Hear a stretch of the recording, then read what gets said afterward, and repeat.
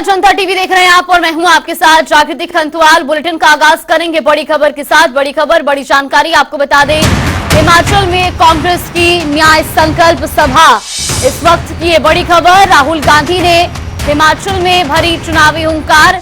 नाहन में चुनावी जनसभा को राहुल गांधी ने संबोधित किया और साथ ही कांग्रेस प्रत्याशी के पक्ष में वोट की अपील भी की है। ये बड़ी खबर आपको बता रहे, जहां मुख्यमंत्री सुखविंदर सिंह सुक्खू भी रैली में मौजूद रहे। इसके अलावा छत्तीसगढ़ के पूर्व सीएम भूपेश बघेल भी रैली में शामिल हुए हैं। तो प्रदेश कांग्रेस का शीर्ष नेतृत्व भी इस दौरान मंच पर उपस्थित रहा। इस वक्त की ये बड़ी खबर, बड़ी जानकारी आपको बता रही, जहां हिमाचल में कांग्रेस की न्याय संकल्प सभा का आयोजन किया गया और इस दौरान राहुल गांधी ने हिमाचल में चुनावी हुंकार भरी और साथ ही साथ वो जनसभा को संबोधित करते हुए भी नजर आए। दरअसल नाहन में जनसभा को संबोधित किया और इस दौरान उन्होंने कांग्रेस प्रत्याशी के पक्ष में वोट की अपील भी की।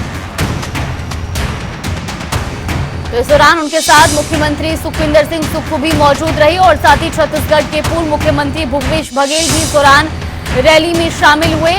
इसके अलावा बात की जाए तो प्रदेश कांग्रेस का शीर्ष नेतृत्व भी मंच पर मौजूद रहा। हिमाचल में कांग्रेस की न्याय संकल्प सभा का आयोजन किया गया। दरअसल हिमाचल प्रदेश की 4 लोकसभा सीटों पर 1 जून को 7वें चरण में मतदान होना है और ऐसे में अब हिमाचल प्रदेश में लगातार स्टार प्रचारक भी ताबड़तोड़ प्रचार प्रसार में जुटे हुए हैं। इसी कड़ी में आज कांग्रेस की ओर से भी एक न्याय सभा का आयोजन किया गया, जहां पर राहुल गांधी ने जनता को संबोधित किया और साथ ही साथ कांग्रेस प्रत्याशी के पक्ष में वोट की अपील भी की। दरअसल आपको बता दें कि हिमाचल प्रदेश में 1 जून को 4 लोकसभा सीटों के साथ ही 6 विधानसभा सीटों पर उपचुनाव भी होना है और उसके लिए मतदान किया जाएगा। ऐसे में हिमाचल प्रदेश में कांग्रेस और बीजेपी की ओर से ताबड़तोड़ प्रचार प्रसार किया जा रहा है। नरेंद्र मोदी जी ने हमें वायदा किया था 2 करोड़ युवाओं को रोजगार दूंगा, कुछ नहीं हुआ। सरकारी रोजगार, सरकारी प्लेसमेंट्स नहीं होती हैं, पेपर लीक होते रहते हैं, हमें झूठ बोला जाता है। हमारा क्या होगा? सबसे पहले हमने पता लगाया है 30 लाख सरकारी नौकरियां खाली पड़ी हैं, वो 30 लाख नौकरियां हम आपके हवाले कर देंगे। मैं आपको 2 करोड़ का झूठ नहीं बोलूंगा, हमने पता लगाया है जो हम कर सकते हैं, मैं आपको बोलूंगा। तो 30 लाख सरकारी नौकरियां हम आपके हवाले कर देंगे। दूसरी बात, मनरेगा में हम गरीब लोगों को अधिकार देते थे रोजगार का, मगर जो हमारे ग्रेजुएट्स हैं, college graduates, university graduates, diploma holders, उनको मनरेगा योजना से फायदा नहीं होता क्योंकि वो मजदूरी नहीं करेंगे, वो ग्रेजुएट। तो अब हम हिंदुस्तान के ग्रेजुएट्स के लिए एक नया अधिकार लाने जा रहे हैं। इसका नाम है पहली नौकरी पक्की। और चलिए रुक करेंगे अगली बड़ी खबर का। बड़ी खबर, बड़ी जानकारी आपको बता दें, इस वक्त की बड़ी खबर, हिमाचल में कांग्रेस नेता राहुल गांधी की चुनावी हुंकार। ये बड़ी जानकारी, ऊना में राहुल गांधी ने मेगा रैली की और इस दौरान राहुल गांधी की रैली को लेकर जनसैलाब भी देखने को मिला। पुलिस लाइन मैदान में जनसभा को उन्होंने संबोधित करना है और साथ ही आपको बता दें कि कांग्रेस प्रत्याशी सतपाल रायजादा के पक्ष में वो इस दौरान चुनावी प्रचार करते हुए भी नजर आएंगे। अब से कुछ ही देर में राहुल गांधी की विशाल जनसभा शुरू होगी, जहां पर वो जनता को संबोधित करेंगे और साथ ही कांग्रेस प्रत्याशी के समर्थन में वोट की अपील भी करेंगे। तो इस वक्त की ये बड़ी खबर, बड़ी जानकारी, पुलिस लाइन मैदान में जनसभा का आयोजन किया गया है और हिमाचल में कांग्रेस नेता राहुल गांधी की ये चुनावी रैली होने जा रही है। दरअसल ऊना में राहुल गांधी की मेगा रैली होगी और जिसके बाद वो जनसभा को संबोधित करेंगे। तो वही उनकी इस मेगा रैली में जहां जनसैलाब देखने को मिला और अब वो कुछ ही देर में जनसभा को संबोधित करते हुए भी नजर आएंगे। पुलिस लाइन मैदान में वो जनसभा को संबोधित करेंगे और कांग्रेस प्रत्याशी के समर्थन में वोट की अपील करेंगे। तो इस वक्त की ये बड़ी खबर, बड़ी जानकारी।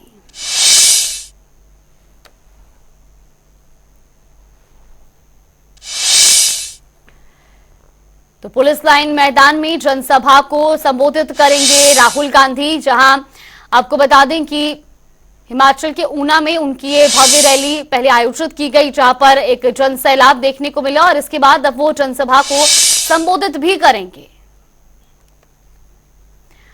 तो वही खबरों में बढ़ेंगे आगे, जहां मुख्यमंत्री सुखविंदर सिंह सुक्खू नूरपुर क्षेत्र के दौरे पर रहे और इस दौरान उन्होंने चुनावी जनसभा को संबोधित किया। साथ ही कांगड़ा चंबा संसदीय क्षेत्र से कांग्रेस प्रत्याशी आनंद शर्मा के पक्ष में जनता से वोट की अपील की, तो वहीं उन्होंने बीजेपी पर भी जमकर निशाना साधा।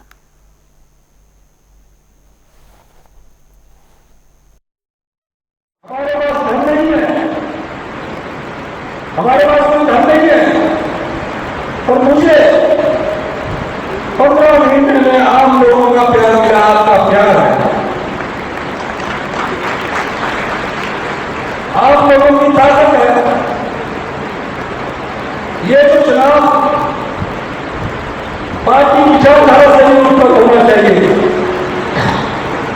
इससे भारतीय जनता पार्टी के ईमानदार कार्यकर्ता भी अपने आप को खरा महसूस करते हैं कि जिस भ्रष्ट राजनीति को के सिद्धांत को दूर करने के लिए हम करते थे, हिमाचल में ऐसी राजनीति कहां से आ गई। मैं तो भारतीय जनता पार्टी के ईमानदार कार्यकर्ताओं से भी अपील करना चाहता हूं, इस चुनाव में पार्टी मत देखिए, इस चुनाव में ये देखिए कि बेईमानों को हराना पड़ेगा।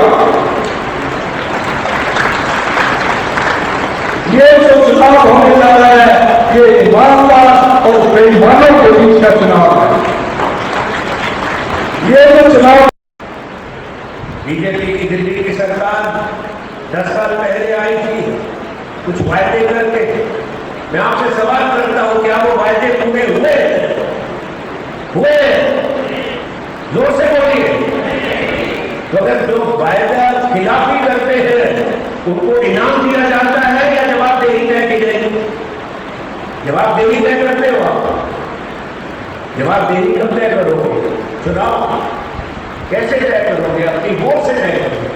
ये आपका अधिकार है, ये याद रखिए।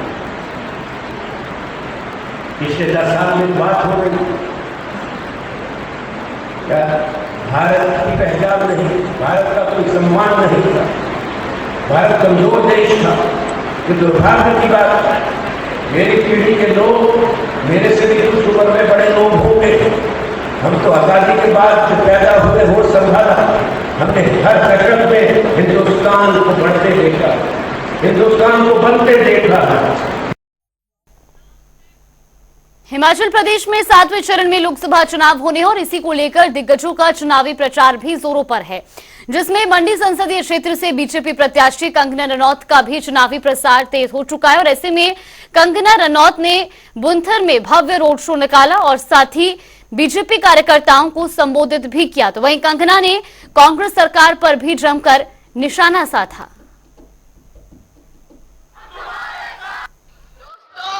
अवश्य ही हिमाचल की जनता ने जो है ये भ्रष्ट कांग्रेस को, ये कंप्लीटली करप्ट कांग्रेस को जो है यहाँ से उखाड़ फेंकने का जिम्मा अपने हाथों में ले लिया है। 4 जून को जब रिजल्ट आएंगे तो आप याद रखेंगे कि हमारा हिमाचल प्रदेश जो है पूरे देश में नंबर 1 रहना चाहिए। हमें मिलनी चाहिए। जैसे हमारे प्रधानमंत्री जी ने कल इनको एक वार्निंग दी है कि जैसे ही मैं ऑफिस संभालूंगा सबसे पहले मुझे हिसाब चाहिए। जो हजारों करोड़ों मैंने हिमाचल भेजे हैं, हिमाचल की जनता के लिए भेजे हैं, मैं एक पाई का हिसाब लूंगा। सुक्खू सरकार की नींदें उड़ गई है, इन लोगों के होश उड़ गए हैं कि हमारे प्रधानमंत्री जी जो हैं एक पाई, उन्होंने कहा है ना मैं खाऊंगा और ना मैं खाने दूंगा। लोकसभा चुनाव अब अपने अंतिम चरण में है। हिमाचल में आखिरी चरण में चुनाव होने हैं।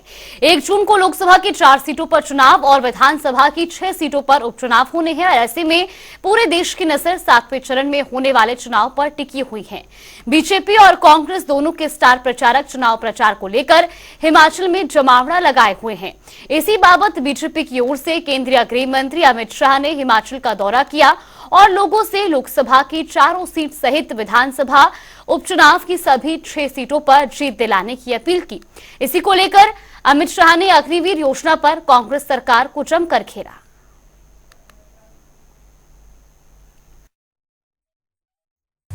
जब से राहुल जी नेता बने हैं, इस देश की राजनीति में एक बहुत आमूलचूल परिवर्तन आया है। पहले सच्चे मुद्दों को तोड़ मरोड़ कर लोगों के सामने रखा जाता है। इतना तो पॉलिटिकल पार्टियां करती थी, मगर कभी भी झूठी बात को मुद्दा नहीं बनाया जाता। राहुल गांधी जी ने एक नई परंपरा शुरू करी कि झूठी बात को ही मुद्दा बनाया जाए, और इसका एक सबसे अच्छा उदाहरण अग्निवीर योजना है। मैं आज अग्निवीर योजना के बारे में थोड़ा डिटेल बात इसलिए करना चाहता हूं कि देश भर में भ्रांति फैलाई जा रही है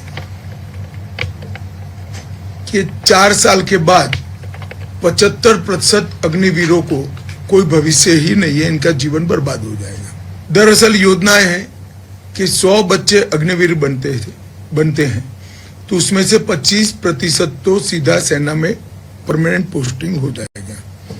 अब जो 75% बच्चे बचे हैं, युवा बचे हैं, इनके लिए भाजपा शासित सभी राज्य सरकारों ने अपनी पुलिस फोर्स में 10% से 20% रिजर्वेशन किया है, और केंद्र सरकार के पैरामिलिट्री फोर्सेस जितने भी हैं उसमें भी 10% रिजर्वेशन किया है।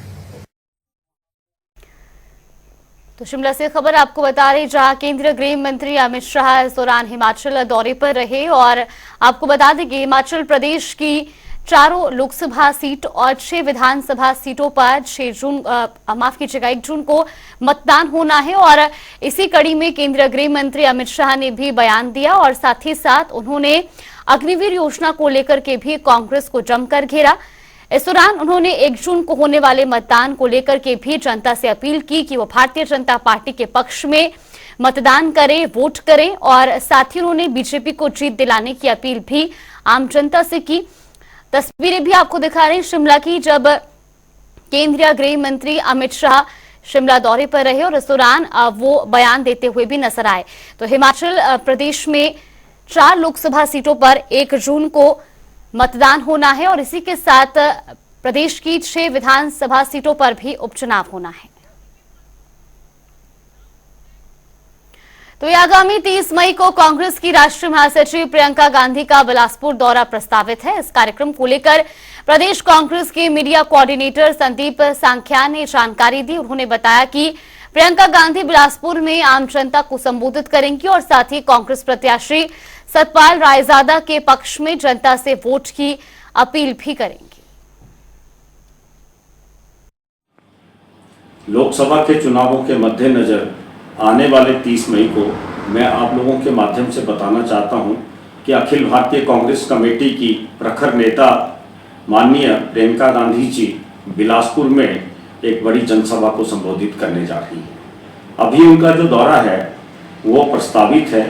इसके अंदर अगर कोई चेंज होगा तो मीडिया के माध्यम से बता दिया जाएगा आप लोगों को। लेकिन जो अभी तक जो रूपरेखा बन के हमारे पास आई है, तो माननीय प्रियंका गांधी जी बिलासपुर के लोगों को और जो हमारे उम्मीदवार हैं यहाँ से हमीरपुर संसदीय क्षेत्र से सतपाल रायजादा जी के लिए वोट की अपील आपसे करने आएंगी।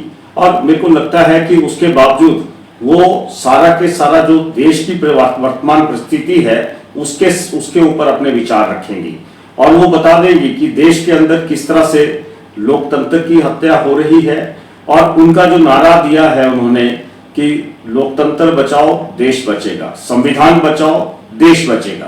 तो इन सब बातों को लेके और बढ़ती महंगाई को लेके, बेरोजगारी को लेके, युवाओं के मुद्दे को लेके और किसानों के मुद्दों को लेके माननीय प्रियंका गांधी जी है वो बिलासपुर की जनता के सामने अपने विचार रखेंगी और उनका जो संभावित दौरा है वो 30 मई को होने जा रहा है। बिलासपुर में बीजेपी के राष्ट्रीय अध्यक्ष जेपी नड्डा के करीबी नेता प्रकाश सांख्यान ने बीजेपी का दामन छोड़ दिया है। प्रकाश सांख्यान ने अब कांग्रेस पार्टी की सदस्यता ग्रहण कर ली है, तो वहीं कांग्रेस ने उन्हें हमीरपुर संसदीय क्षेत्र से प्रवक्ता पद की अहम जिम्मेदारी भी सौंपी है।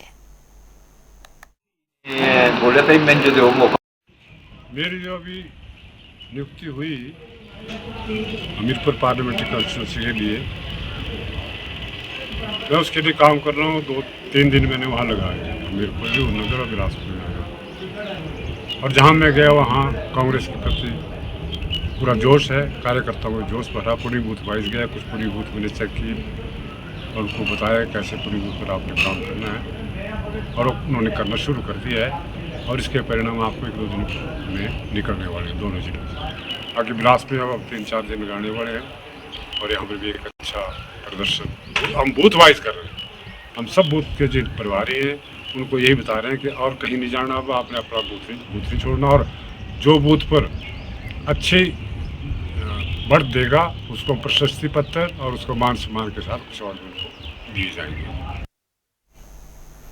तो ये हमीरपुर संसदीय क्षेत्र से बीजेपी प्रत्याशी अनुराग ठाकुर बिलासपुर दौरे पर रही और उस दौरान उन्होंने चुनावी जनसभा को संबोधित किया। तो वहीं उन्होंने प्रदेश की कांग्रेस सरकार पर भी जमकर जुबानी प्रहार किया और साथ ही उन्होंने लोकसभा चुनाव में भारी बहुमत से बीजेपी की जीत का दावा भी किया। अरे देखिए, जनता को जिन्होंने ठगने का काम किया, ऐसी ठगों की सरकार को जनता बहुत इंतजार करेगी कब वोट की चोट दे। 1500 रुपये बहनों का देना था हर महीने, 16 महीनों का भी गिनूं तब भी 24,000 रुपया बनता है।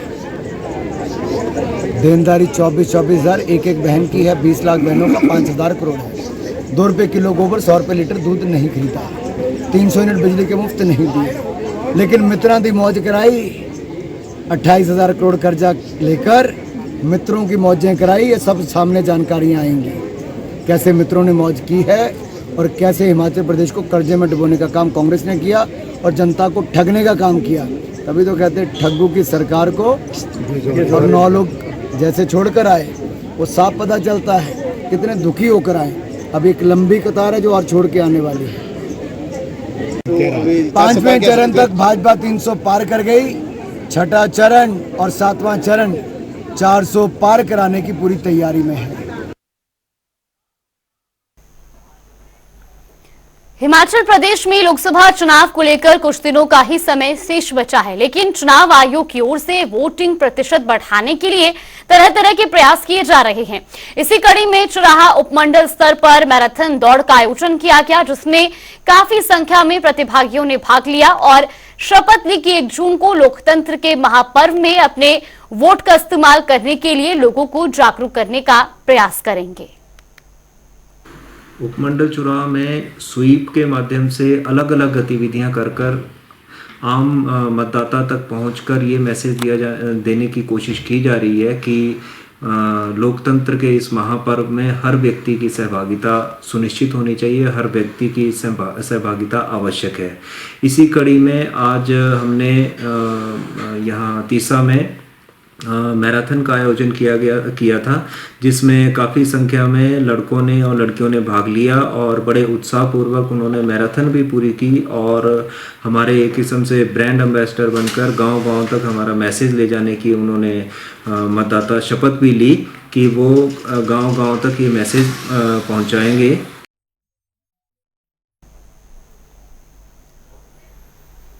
देश में महज आखिरी चरण का मतदान बाकी है। हिमाचल प्रदेश में 7वें चरण में लोकसभा चुनाव होना है, लिहाजा चुनाव आयोग भी लगातार लोगों को मतदान करने के लिए जागरूक कर रहा है।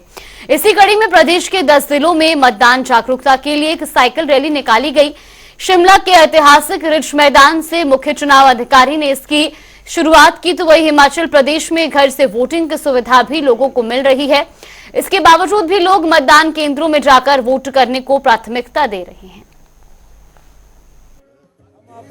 बिल्कुल बहुत महत्वपूर्ण है और मुझे खुशी है कि आज हम लोग 10 जिलों में ये साइकिल रैलीज़ का आयोजन कर पा रहे हैं और बड़ी संख्या में ऑलमोस्ट 500 से 600 जो है वो साइकिलिस्ट्स इन रैलीज़ में पार्टिसिपेट कर रहे हैं और सभी ज़िलों में आज ही के दिन एक बड़ा इम्पॉर्टेंट है क्योंकि एक मैसेज देने का प्रयास है जो वोटर्स को कि यंग वोटर्स को स्पेशली आजकल साइकिलिंग का बड़ा क्रेज़ रहता है सभी में और मॉर्निंग में भी हम देखते हैं बहुत संख्या में साइकिलिस्ट जो हैं वो चले होते हैं। तो हमारा प्रयास है कि इसके माध्यम से हम लोगों तक जुड़े और अपना इलेक्शन का मैसेज पहुंचाएं कि 1 जून को आके उन्होंने वोट करना है। स्पेशली जो यंग वोटर्स हैं उनके लिए एक बड़ा इंस्पायरिंग होगा ये होपफुली। चलिए अपना हिमाचल में फिलहाल के लिए बस इतना ही। यहाँ पे रुकते हैं एक छोटे से ब्रेक।